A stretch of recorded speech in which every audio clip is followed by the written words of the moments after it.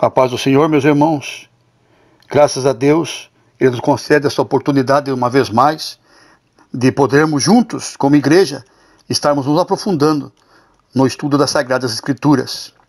Hoje também estaremos usando como referência aos nossos estudos da Palavra de Deus o livro Conflito Cósmico, Origem, Atuação e Destino de Satanás, dos autores Douglas Buckman, Reinald A. Shores, Carol Hart e William C. Weiner, das edições Atual, da obra missionária chamada da Meia-Noite. E trataremos de assunto muito importante, sobretudo o que é a realidade. O mal, ele tem poder de vencer o bem? E Satanás, suas ações, o seu plano, sua atuação? E por fim, como Deus observa e age em relação aos propósitos das trevas, do inimigo das nossas almas, de Satanás. E assim nós vamos então dar início a esse estudo, colocando como referência o livro citado, sobretudo alguns trechos das páginas 18 a 39. Os autores ainda relatam sobre a linhagem de Satanás. De Isaías 14 a Ezequiel 28, emerge um quadro relativamente extenso de Satanás antes da sua rebelião. Vamos falar sobre sua pessoa. Relacionado à pessoa, Satanás foi o ser mais exaltado de toda a criação, conforme registrado em Ezequiel, capítulo 28, versículos 13 a 15. A mais grandiosa das obras de Deus, um ser celestial, radiante, que refletia da maneira mais perfeita o esplendor de seu Criador. Assim, ele apropriadamente era chamado de Lúcifer. Essa palavra vem de uma raiz hebraica que significa brilhar, sendo usada unicamente como título para referir-se à estrela de maior brilho e cujo resplendor mais resiste ao nascimento do sol. O nome Lúcifer tornou-se amplamente usado como título para Satanás antes de sua rebelião, porque é o equivalente latino desta palavra. Na realidade, é difícil saber com certeza se o termo foi empregado com um sentido de nome próprio ou de expressão descritiva. Sob o lugar, Ezequiel afirmou que esse anjo exaltado estava no Éden, jardim de Deus. Isso está registrado no livro de Ezequiel, capítulo 28, versículo 13. Aqui, a referência não é ao Éden, terreno que Satanás invadiu para tentar a humanidade, mas à sala do trono em que Deus habita em absoluta majestade e perfeita pureza, conforme podemos ver em Isaías, capítulo 6, e Ezequiel, capítulo 1. Ezequiel 28 também chama esse lugar de Monte Santo de Deus, onde Lúcifer andava no brilho das pedras. Isso está registrado no versículo 14. Essas descrições não são apropriadas ao Éden terreno, mas adequadas à sala do trono de Deus, conforme representações em outros lugares da Escritura. A sua posição. Quanto à posição, Satanás é denominado querubim da guarda ungido. Isso está registrado no livro de Ezequiel, capítulo 28, versículo 14. Querubins representa a mais alta graduação da autoridade angélica, sendo o seu papel guardar simbolicamente o trono de Deus.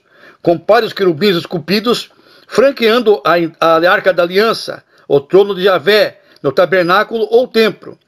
Êxodo, capítulo 25, dos versículos 18 a 22, Hebreus, capítulo 9, versículo 5, Gênesis, capítulo 3, versículo 24, Ezequiel, capítulo 10, dos versículos 1 a 22. Nos dão guarida nessa linha de pensamento. Lúcifer foi ungido, consagrado, por sentença deliberada de Deus, conforme está registrado em Ezequiel, capítulo 28, versículo 14, que diz: te estabeleci para a tarefa indivisivelmente santa, de guardar o trono do todo-glorioso Criador.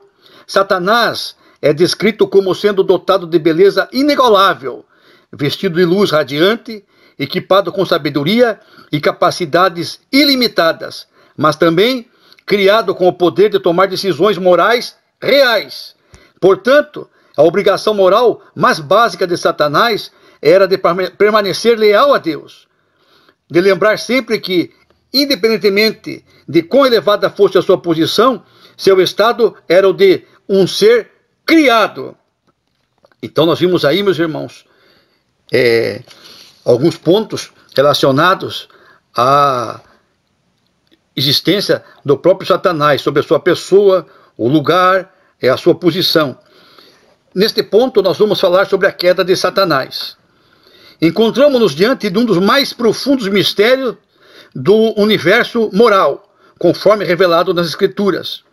Como é que o pecado entrou no universo? Está claro que a entrada do pecado tem conexão com a rebelião de Satanás. Mas como foi que o impulso perverso surgiu no coração de alguém criado por um Deus perfeitamente santo?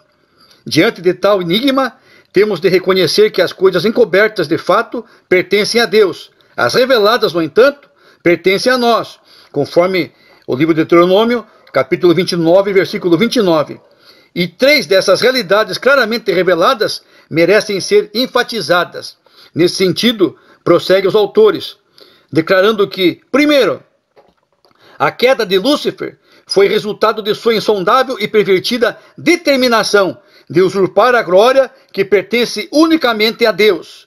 Esse fato é explicitado em uma série de 5 afirmações que empregam verbos na primeira pessoa do singular, conforme registradas em Isaías, capítulo 14, versículos 13 e 14. Nisto consiste a essência do pecado, o desejo e a determinação de viver como se a criatura fosse mais importante que o seu Criador. Segundo, Satanás é inteira e exclusivamente responsável por sua escolha perversa. Nisso existe uma dimensão inescrutável. Alguns têm argumentado que Deus deve ter sua parcela de responsabilidade por este e por outro crime, porque, caso fosse de seu desejo, poderia ter criado um mundo em que tal rebelião fosse impossível. Outros dizem que se Deus tivesse criado um mundo em que apenas se pudesse fazer o que o seu Criador quisesse, nele não poderiam ser incluídos agentes morais, feitos à imagem de Deus, dotados de capacidade de tomar decisões reais e, consequentemente, de escolher, adorar e amar a Deus. Há verdade nessa observação, mas também há mistério. O relato deixa claro que o orgulho fez com que Lúcifer caísse numa terrível armadilha, conforme registrado em Isaías, capítulo 14, versículo 13 e 14, Ezequiel, capítulo 28, versículo 17, e prosseguindo, mas nada explica como tal orgulho de perdição pode surgir no coração de uma criatura de Deus não caída e perfeita. No entanto, não há mistério quanto ao fato de que Satanás é totalmente e com justiça responsável pelo seu crime. Ezequiel, capítulo 28, versículo 15, afirma explicitamente que Lúcifer era perfeito desde o dia em que foi criado, até que se achou iniquidade em ti. A culpabilidade moral é dele, e apenas dele. Na verdade, a Bíblia afirma, em toda a sua extensão, que Deus governa soberanamente o universo moral e controla todas as coisas, inclusive a maldade de homens e anjos, para que corresponda aos seus perfeitos propósitos. Mas ela também ensina que Deus não deve e não será responsabilizado por essa maldade, em qualquer sentido. Finalmente, por causa de sua rebelião, Satanás tornou-se o arqui-inimigo de Deus e de tudo o que é divino. Sua queda, bem como a dos espíritos que se uniram a ele, é irreversível. Não há esperança de redenção. Satanás foi privado da comunhão com o Deus Santo, de forma final e irrecuperável. Para ser exato, Satanás ainda tem acesso à sala judicial do trono do universo, por causa do seu papel de acusador dos irmãos. Papel este que lhe foi designado divinamente, conforme está registrado no livro de Jó, capítulo capítulos 1 e 2, Zacarias, capítulo 3, Evangelho de Lucas, capítulo 22, versículo 31, e Apocalipse, capítulo 12, versículo 10. Tal acesso, no entanto, é destituído da comunhão com Deus, ou da sua aceitação. Então, prestemos atenção, meus irmãos, e que esse acesso é destituído da comunhão com Deus e da sua aceitação. Devido à sua traição, que foi a mais terrível na história do cosmos, Satanás e seus anjos somente podem esperar a condenação e a punição eternas. É o que nos registra o Evangelho de Mateus, capítulo 25, no versículo 41. Nessa mesma ótica, prossegue os autores, nos relatando que Deus entregou à humanidade o domínio sobre toda a terra e estabeleceu a teocracia como forma de governo original deste mundo, conforme relatado em livro de Gênesis, capítulo 1, dos versículos 26 a 29. Numa teocracia, o governo divino é administrado por um representante. Deus designou o primeiro homem, Adão, para representá-lo. Adão recebeu a responsabilidade de administrar o governo de Deus sobre a parte terrena do reino universal de Deus. Pouco tempo depois de Deus ter dado esse poder ao homem, Satanás induziu Adão e Eva a se aliarem a ele em sua revolta contra Deus. Está registrado no livro de Gênesis, capítulo 3, dos versículos 1 a 13. Como resultado, a humanidade afastou-se de Deus e a teocracia desapareceu da face da terra. Além disso, com a queda de Adão, Satanás usurpou de Deus o governo do sistema mundial. A partir de então, ele e suas forças malignas passaram a governar o mundo. O diabo tinha autoridade para oferecer o domínio sobre o sistema do mundo a quem ele quisesse, inclusive a Jesus Cristo, pois essa autoridade lhe tinha sido entregue por Adão, conforme relata o Evangelho de Lucas, capítulo 4, versículos 5 e 6.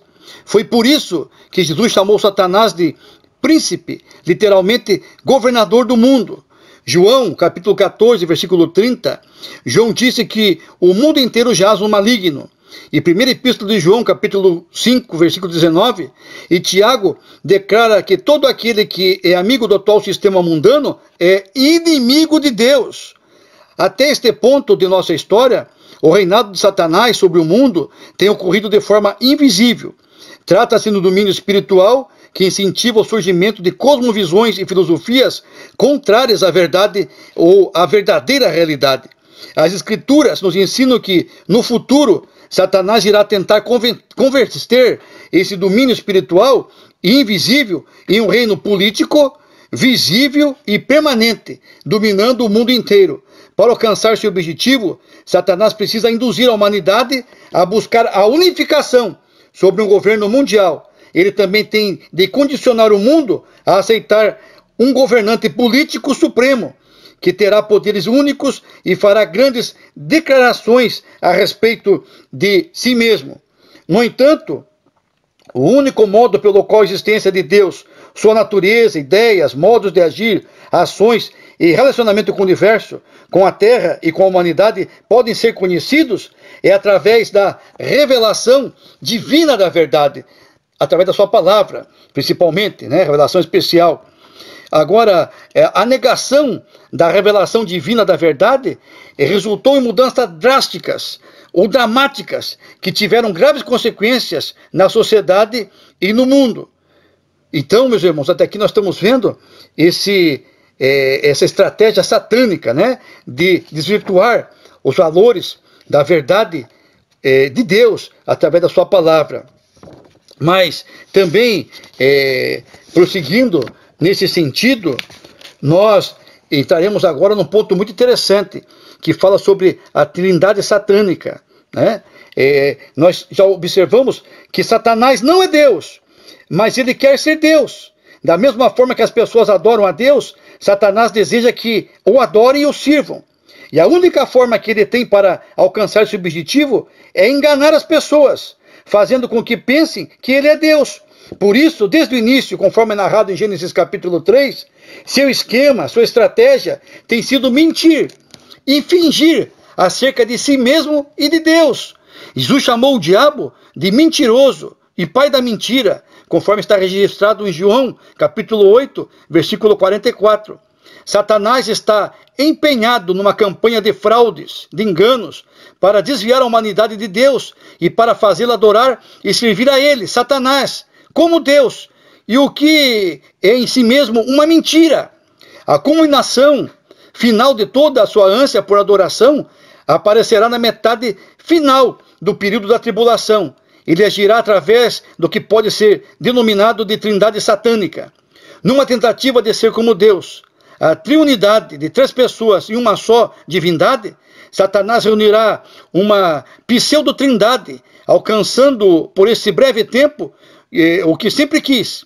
A humanidade adorando como se ele realmente fosse Deus. Mas para isso, ele fingirá ser como Deus e governará por meio de um falso Messias, que nós conhecemos através da Escritura Sagrada, que se relaciona ao anticristo, que será proclamado como tal por um falso profeta, uma imitação do Espírito Santo, que testifica de Cristo, conforme está registrado no Evangelho de João, capítulo 15, versículo 26. Juntas, essas pessoas demoníacas governarão o mundo por um breve período. Seu domínio, no entanto, não durará por ser uma mentira completa. Essa trindade, de forma alguma, é como Deus.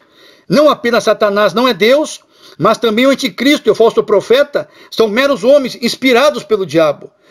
Não existe outra trindade, porque ninguém é como Deus. Existe apenas um verdadeiro Deus triuno, Yahvé, que é único em seu ser.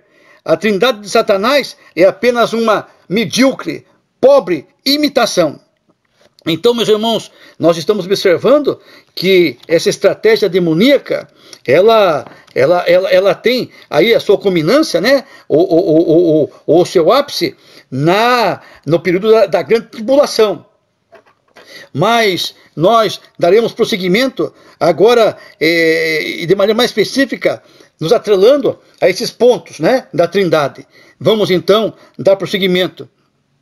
Na página 31, os autores enfatizam sobre os personagens da trindade satânica, registrados no livro do Apocalipse, capítulo 12, 13.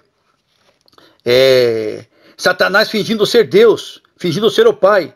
Da mesma forma que Deus, o Pai é apresentado na Escritura como sendo o arquiteto da nossa salvação. Também Satanás é apresentado como arquiteto da destruição do ser humano. Ele é o inimigo de Deus e, portanto, inimigo do homem. Todo o mal provém dele. Satanás não é bom, e nele não existe amor, graça, compaixão ou misericórdia. Demônios e homens o adorarão, porque ele fingirá ser bom e poderoso. Ele faz promessas que não pode cumprir, a fim de levar demônios e homens à destruição, de maneira que não possam adorar ao Deus verdadeiro. O primeiro vislumbre dessa trindade satânica foi revelado pelo apóstolo João, em Apocalipse, capítulo 12 e 13. Assim, o grande dragão, Satanás, também registrado em Apocalipse capítulo 12, versículo 9, é descrito como inimigo do verdadeiro Messias e de Israel, porque ele não quer que o reino de Cristo se torne realidade. Em Apocalipse 12, vemos milhares de anos de batalha entre Satanás e Deus. Nos versículos 1 a 5, o dragão está a ponto de destruir o Messias nascido de Israel, mas ele é arrebatado para Deus até o seu trono antes que o dragão possa prejudicá-lo. Essa é uma breve visão panorâmica do nascimento, mistério, morte, ressurreição e ascensão de Cristo. Aleluia! Os versículos 6 a 17 levam-nos para adiante, para o período da tribulação, em que o dragão procura aniquilar Israel, pois sabe que se Israel for destruído, o reinado do Messias não poderá vir. Mas ele não consegue destruir Israel, porque Deus protege de maneira milagrosa seu povo. Então o dragão volta a sua atenção para os santos, aqueles que adoram o verdadeiro Messias durante essa época, para tentar destruí-lo. Ele convoca a besta, o anticristo, seu instrumento para enganar o mundo e levá-lo a adorar a ele, Satanás. Agora, no aspecto em que ali uma referência, né, uma tentativa de um relacionamento em que o anticristo finge ser o Messias, nós podemos observar que a figura que temos em Apocalipse capítulo 13, versículo 1, nos apresenta o dragão conjurando a besta que emerge do mar. Essa besta representa a forma final de todos os reinos gentios que governaram desde o último rei davídico, legitimamente reconhecido em Jerusalém. Joaquim, 597 a.C.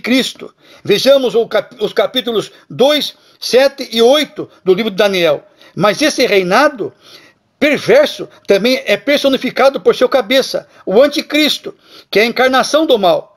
A besta enganará a humanidade, fazendo-a pensar que ela é o verdadeiro Messias. Em primeiro lugar, Satanás dará ao anticristo poder sobrenatural para iludir o mundo, para que por meio dele Satanás seja adorado. Paulo afirmou que esse homem da iniquidade, está na segunda epístola aos Tessalonicenses, capítulo 2, versículo 3, que nos narra, virá com todo poder e sinais e prodígios da mentira, e com todo engano de injustiça aos que perecem.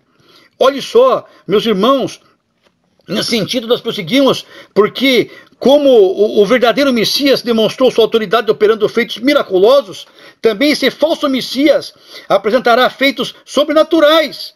Mas em contraste com os milagres de Cristo, que se destinavam a conduzir as pessoas à adoração do verdadeiro Deus, esses milagres têm o objetivo de levar as pessoas a adorar o Deus falso, a Satanás. Nós estamos vendo isso já em nossos dias, meus irmãos. Pessoas aí usando até muitas vezes de uma maneira deturpada a palavra de Deus, guiando pessoas, conduzindo-as aparentemente para um Deus, mas nós vemos que esse Deus é um Deus falso, não é o Deus verdadeiro. Porque o Deus verdadeiro, ele não nos engana, meus irmãos, compreenderam? Ele não nos mostra aí uma realidade incongruente, uma realidade distorcida, deturpada. O Senhor nos mostra a realidade como ela é. Por isso que ele nos fala que a palavra do Senhor, ela é luz, traz entendimento, traz sabedoria, traz compreensão. Por isso não devemos rejeitar as palavras do Senhor. Mas prosseguindo, assim como o verdadeiro Messias demonstrou sua autoridade operando feitos miraculosos, também esse falso Messias apresentará então de maneira milagrosa milagres, tentando conduzir pessoas para longe de Cristo, né? É uma adoração a um falso Deus. Em segundo lugar, pode ser que essa besta também tenha o que parecerá uma experiência de ressurreição falsa, né? Um simulacro, né? Uma aparência apenas, né? Porque está registrado em Apocalipse capítulo 13, versículo 3, uma das cabeças da besta sofre uma ferida mortal que é curada. As pessoas da terra ficarão maravilhadas e seguem a besta. Como essa figura representa o império e o seu cabeça, poderíamos ter aqui um símbolo da ressurreição de um reino morto há longo tempo, ou seja, o Império Romano, ou então a ressurreição de seu cabeça pessoal, o Anticristo. No caso da segunda alternativa, o Anticristo poderia usar a sua aparente ressurreição como prova de que ele é de fato o Messias. E em terceiro lugar, essa besta procurará governar a partir de Sião, como foi profetizado a respeito do verdadeiro Messias. Isso está narrado no Salmo número 132, dos versículos 13 a 18.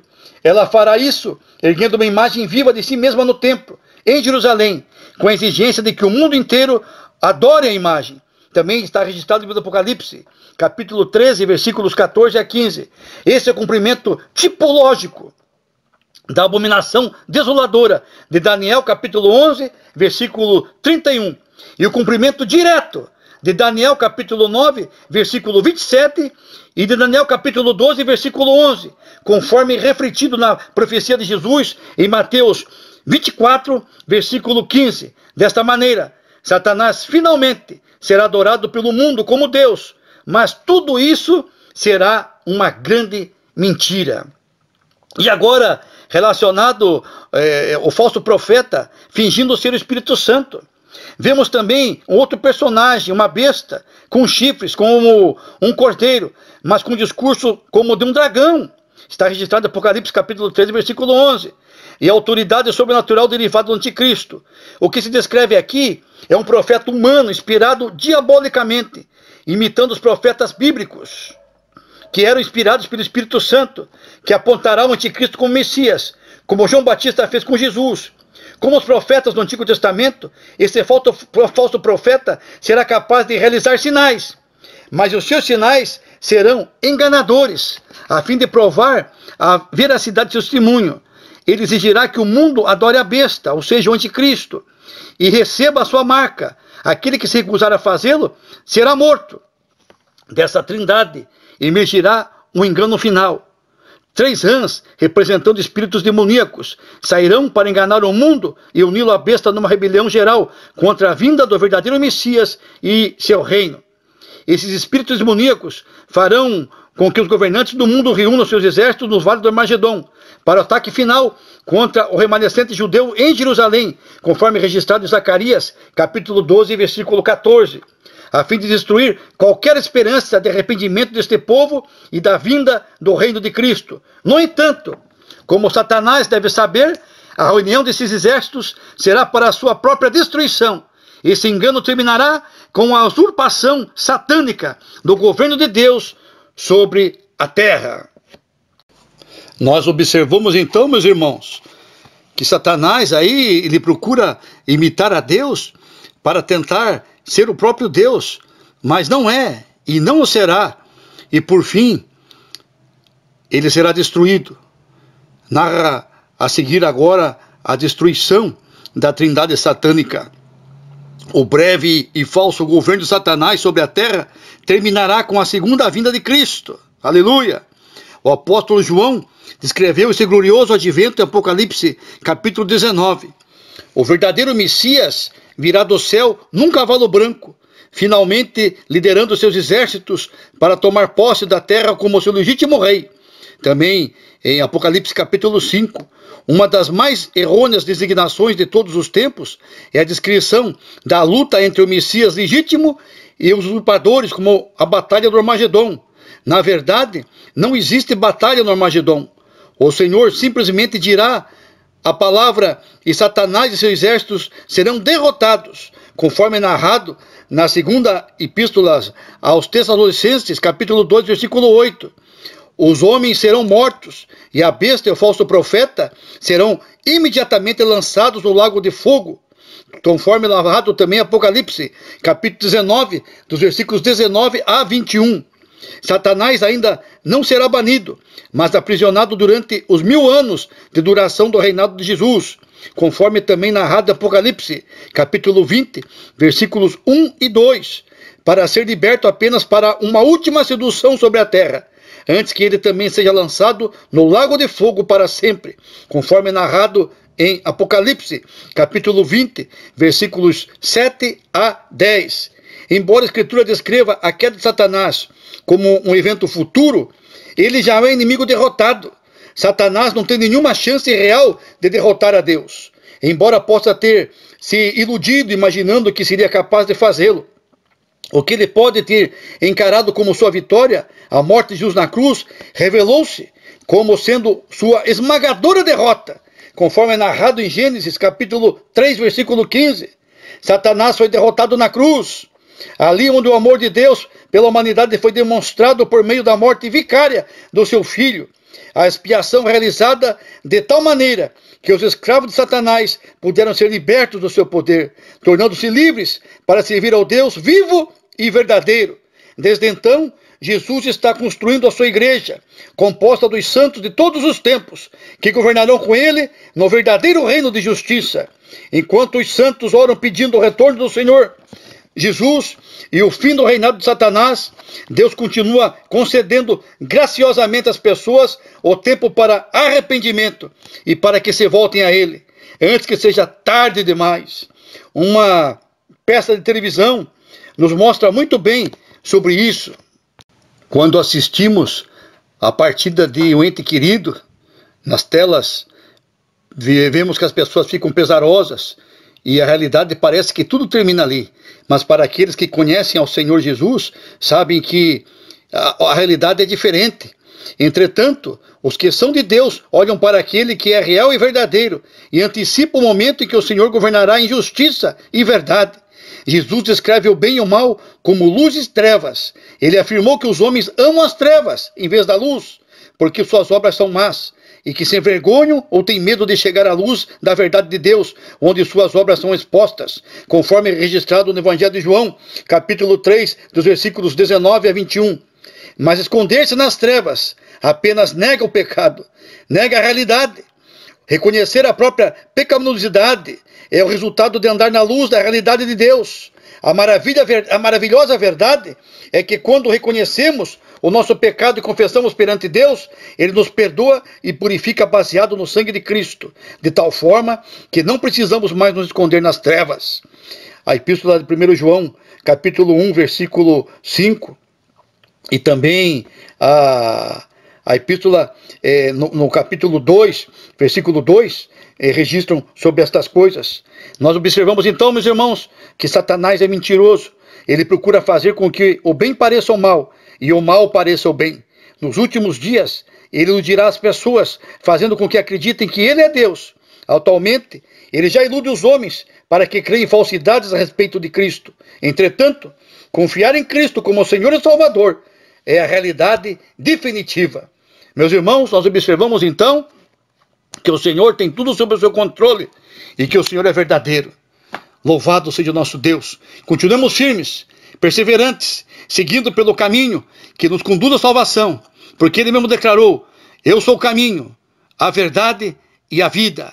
E ao Senhor Todo-Poderoso seja toda a honra, toda a glória, todo o louvor para todos sempre, em nome de Jesus. E nós declaramos como igreja: Maranata, ora vem, Senhor.